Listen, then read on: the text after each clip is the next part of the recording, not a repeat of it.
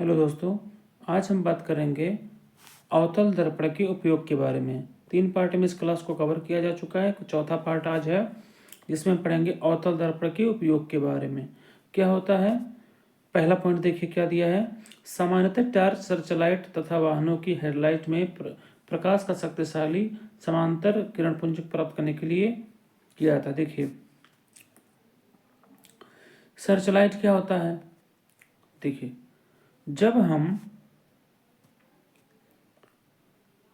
किसी व्यक्ति, आप देखे होंगे कई जगह की मूवीज में कई जगह दिखाता है, एक व्यक्ति जब कोई लोग कुछ किसी को खोजते हैं, किसी वस्तु को खोजते हैं तो अंधेरे में, तो एक कैप होता है जिसमें आगे एक लाइट लगी होती है और उससे किसी वस्तु का क्या किसी व्यक्ति को खोजा जाता है अंधेरे में। उसे क्या कहते हैं? Search light. सर्च माने खोजना, लाइट माने प्रकाश।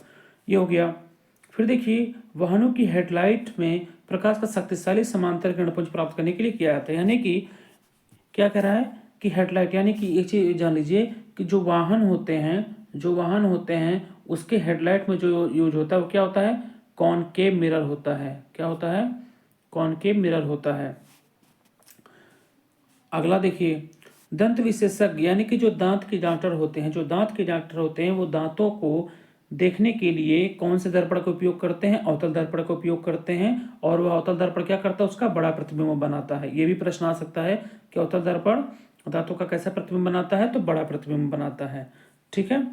अब देखिए इन्हें प्राय चेहरे का बड़ा प्रतिबिंब, तीसरा पॉइंट क्या दिया है, इन्हें प्राय चेहरे का बड़ा प्रतिबिंब देखने के लिए सेविंग दर्पण के रूप में भी उपयोग किया। यानी कि जो नाई होते हैं, दाढ़ी बनाते हैं, सेविंग करते हैं, वो लोग कौन से दर्पण का उपयोग करते हैं या वहां पर कौन सा दर्पण पाया जाता है? तो वहां पर पाया जाता है अवतल दर्पण पाया जाता है उनके सैलून में, उनके दुकान में। चौथा पॉइंट देखिए, सौर भट्ठी, जो यानी कि जो सूर्य से चलने वाली भट्टियां होती हैं, उनमें सूर्य का प्रकाश को, जब सूर्य आएगी तो प्रकाश को केंद्रित करने के लिए, सूर्य प्रकाश के केंद्रित करने के लिए बड़े अवतल दर्पण का उपयोग किया जाता है। बड़े अवतल का दर्पण का उपयोग किया जाता है। आगे चलते हैं। आगे है उत्तल दर्पण। उत्तल दर्पण को क्या बोलते हैं? तो उत्तल दर्पण को हम बोलते हैं कॉन्वेक्स मिरर। कॉन्वेक्स मिरर क्या होता है? पहला पॉइंट देखिए, उत्तल दर्पण के मुख्य अक्ष के समांतर, यानी उत्तल दर्पण के मुख्य अक्ष हमारा क्या है? मुख्य अक्ष हमारा यही है। तो उत्तल दर्पण के मुख्य अक्ष के समांतर प्रकाश किरण परावर्तन के पश्चात दर्पण के मुख्य फोकस से अपसरित होती है। अपसरित माने क्या होता है? देखिए अपसरित का मतलब हम आपको समझाते हैं। जैसे मान लीजिए कोई किरण आ रही है, अब उसका क्या हो रहा है? प्रसार हो रहा है, फैलाव हो रहा है। तो क्या हो जाएगा? अब उस घटना को क्या बोलेंगे? अपसरित होना। अब एक ही मूल बिंदु पर प्रकाश किरण अगर जाती है तो उसे अभिसरित बोलते हैं। अगर अपसरित होगी तो क्या कहलाएगी? डाइवर्ज। और अगर अभिसरित होगी तो क्या कहलाएगी? कन्वर्ज। यानी कि प्रकाश किरणों को उत्तल दर्पण क्या करती है? अपसरित करती है, अपसरित। ठीक है। अब देखिए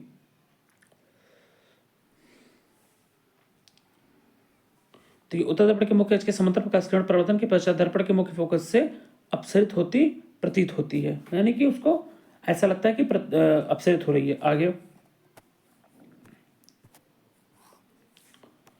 दूसरा पॉइंट क्या है?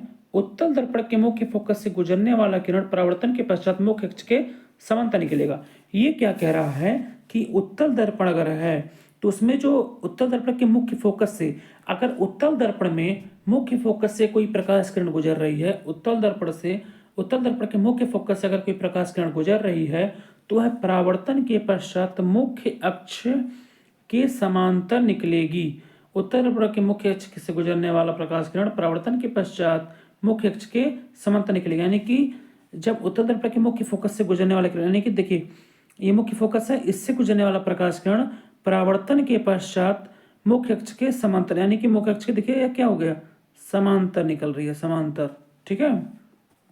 अगला पॉइंट देखिए तीसरा, उत्तल दर्पण के वक्रता केंद्र की ओर निर्देशित किरण परावर्तन के पश्चात उसी दिशा में वापस परावर्तित हो जाती है। देखिए उत्तल दर्पण के वक्रता केंद्र की ओर निर्देशित किरण परावर्तन के पश्चात उसी दिशा में वापस हो जाती है।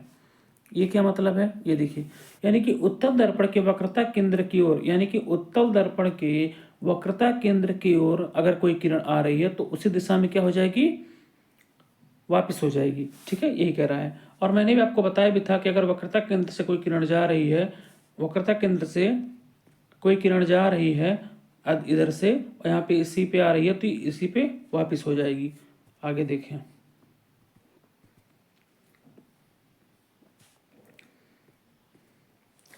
चौथा, उत्तल दर्पण के बिंदु P की ओर मुख्य अक्ष से तिर्यक दिशा में अपसरित किरण तिर्यक दिशा में ही परावर्तित होती है।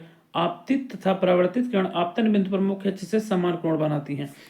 उत्तल दर्पण के बिंदु P, यानी कि ये हमारा बिंदु P है, की ओर मुख्य अक्ष से तिर्यक दिशा में आपतित किरण, देखिए तिर्यक दिशा में आपतित किरण आ रही है और ये क्या हो जाएगी, परावर्तित होती है। आपतित तथा परावर्तित किरण आपतन बिंदु पर मुख्य अक्ष से समान कोण बनाती है। ये चीज देखिए समान कोण बना रही है। ये तिर्यक आ रही है तो ये तिर्यक इधर से जा रही है और ये कोण समान होंगे। ये हमारा उत्तल दर्पण है। ठीक है, अब यहाँ देखिए यही चीज यहाँ पे संक्षेप में दी गई है। देखिए यहाँ से देखिए, अगर कोई वस्तु उत्तल दर्पण में क्या होता है, अगर कोई वस्तु उत्तल, देखिए अवतल दर्पण में 6 कंडीशन होते हैं प्रतिबिंब के और उत्तल दर्पण में कितने होते हैं, 2। पहला, अगर वस्तु अनंत पर है, उत्तल दर्पण में अगर वस्तु अनंत पर है तो क्या हो जाएगा, प्रतिबिंब कहाँ बनेगी, फोकस पर और दर्पण के पीछे। और यहाँ प्रतिबिंब कैसा बनेगा, अत्यधिक छोटा और आभासी और सीधा। एक चीज जान लीजिए, अवतल दर्पण का जो लास्ट केस होता है, ध्यान से समझिएगा, अवतल दर्पण में प्रतिबिंब कैसा बनेगा, वास्तविक और उल्टा बनता है। अवतल दर्पण में प्रतिबिंब कैसा बनता है, वास्तविक और उल्टा बनता है। और अवतल दर्पण का जो लास्ट कंडीशन होता है, अवतल दर्पण का जो लास्ट कंडीशन होता है, वहां पर जाकर क्या होता है, वहां पर आप लोगों को मैं बताया हूं कि वहां पर प्रतिबिंब कैसा हो जाता है, वहां पर प्रतिबिंब देखिए अवतल दर्पण में सीधा हो जाता है और आभासी हो जाता है। बाकी देखिए सब वास्तविक और उल्टा है। और यहाँ पर जो 2 कंडीशन है, यहाँ पे जो 2 कंडीशन है, यहाँ पर क्या होता है, यहाँ पर देखिए दोनों में आभासी सीधा और आभासी सीधा। ठीक है, यानी कि टोटल, अगर टोटल दर्पण के कंडीशंस की बात किया जाए तो 6 उधर और 2 इधर, 8 कंडीशन बन रहे हैं। 8 कंडीशन में अवतल दर्पण में कितने हो रहे हैं, अवतल दर्पण में 6 कंडीशन है। 6 कंडीशन में से 5 कंडीशन में वास्तविक और उल्टा प्रतिबिंब बनेगा और लास्ट वाले में क्या बनेगा, आभासी और सीधा बनेगा। और उत्तल दर्पण में क्या होता है, दोनों कंडीशन में आभासी और सीधा बनेगा, यानी कि काल्पनिक व सीधा। यहां देखिए पहला है उत्तल दर्पण में क्या होगा कि उत्तल दर्पण में जब अगर वस्तु अनंत पर है, उत्तल दर्पण में अगर वस्तु अनंत पर है तो प्रतिबिंब कैसा बनेगा, फोकस पर, यानी फोकस पर बनेगा और दर्पण के क्या हो जाएगा, पीछे, यानी कि दर्पण के पीछे बन जाएगा प्रतिबिंब। और कैसा बनेगा, अत्यधिक छोटा, यानी कि प्रतिबिंब कैसा होगा, बहुत स्मॉल होगा। ठीक है, दूसरा है अनंत तथा दर्पण के ध्रुव के बीच, यानी कि अगर वस्तु अनंत और ध्रुव के बीच में रखी हो तो क्या हो जाएगा, ध्रुव तथा फोकस के बीच दर्पण के पीछे वस्तु का प्रतिबिंब बनेगा और कैसा हो जाएगा, छोटा। कैसा बनेगा, छोटा बनेगा और आभासी व सीधा बनेगा। यहां देखिए इसके प्रतिबिंब बने भी हुए, देखिए क्या कह रहा है, अगर वस्तु अनंत पर है, देखिए यहाँ पे वस्तु क्या रखा गया, अनंत पर रखा गया है, तो क्या हो रहा है, देखिए ये हमारा उत्तल दर्पण है, ये उत्तल दर्पण है। अब यहाँ देखिए क्या हो रहा है, फोकस पर दर्पण के पीछे ये हमारा दर्पण है और ये देखिए ये कहाँ हो जा रहा है, ये देखिए फोकस पे और ये देखिए हमारे दर्पण है, ये दर्पण है। तो ये क्या हो जाएंगे, यम और यम एन क्या है, ये यम एन हमारे क्या है, द्वारक, क्या है, द्वारक हैं। और ये देखिए दर्पण के पीछे यहाँ पर फोकस पे बन रहा है और कैसा बनेगा, अत्यधिक छोटा, बिंदु के आकार का बनेगा और आभासी व सीधा बनेगा। दूसरा कंडीशन इसी प्रकार देखिए क्या है, दूसरे कंडीशन में अनंत तथा दर्पण के ध्रुव के बीच में, यानी कि अनंत तथा दर्पण के ध्रुव के बीच में, देखिए हमारे ध्रुव है और ये अनंत है। ठीक है, ध्यान से समझिए, अनंत तथा दर्पण के ध्रुव के बीच में, ये अनंत है, ये दर्पण का ध्रुव, इसके बीच में वस्तु रखी हुई है। तो यहाँ पर क्या कह रहा है कि वस्तु का प्रतिबिंब कैसा बनेगा, आभासी और सीधा बनेगा, आभासी और सीधा बनेगा। और क्या कहा है, दर्पण के पीछे बनेगा, दर्पण के क्या बनेगा, दर्पण के पीछे बनेगा। तो ये देखिए यहाँ देखिए ये हमारा दर्पण है, ये हमारा क्या है, ये हमारा दर्पण है। और दर्पण के देखिए पीछे बना है और कैसा बनेगा, आभासी व सीधा बनेगा। और कैसा बनेगा, छोटा बनेगा। किससे, वस्तु से छोटा बनेगा। ठीक है, ये दो कंडीशन। उपयोग सीख लेते हैं। पहला उपयोग तो ये जान लीजिए कि जो गाड़ियों में, सभी वाहनों में जो हमारा मिरर होता है, क्या होता है, मिरर होता है, उसे क्या, उसमें कौन सा दर्पण होता है, उत्तल दर्पण होता है। उत्तल दर्पण, ठीक है ना। उसमें देखिए पीछे के जो भी वाहन आते हैं वो क्या होते हैं, समाहित हो जाते हैं, कितने भी बड़े रहें, तो उसमें उत्तल दर्पण होता है। ठीक है। और देखिए पहला उपयोग यहाँ से देखते हैं। उत्तल दर्पण का उपयोग सामान्यतः वाहनों में किया जाता है। इनमें ड्राइवर अपने पीछे के वाहनों को देख सकते हैं। उत्तल दर्पण को इसलिए प्राथमिकता दी जाती है क्योंकि ये सदैव सीधा तथा छोटा प्रतिबिंब बनाते हैं और ड्राइवर को अपने पीछे के बहुत बड़े क्षेत्र को देखने में समर्थ बनाती है। देखिए उतनी बड़ी गाड़ी रहती है लेकिन उस छोटे से मिरर में आके समाहित हो जाती है। दूसरा, दुकानों में इनका इस्तेमाल सिक्योरिटी दर्पण के रूप में किया जाता है। यानी कि दुकानों में किसका किया जाता है, सिक्योरिटी यानी कि सुरक्षा के लिए दर्पण का उपयोग किया जाता है। ठीक है। तो आज इस पार्ट में हम अवतल उत्तल दर्पण के बारे में जाने। ठीक है।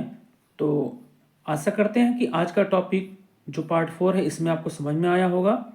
और ऐसे ही वीडियो को देखने के लिए आप बने रहिए लगातार, इस पर रोज आपको वीडियो मिलेगा।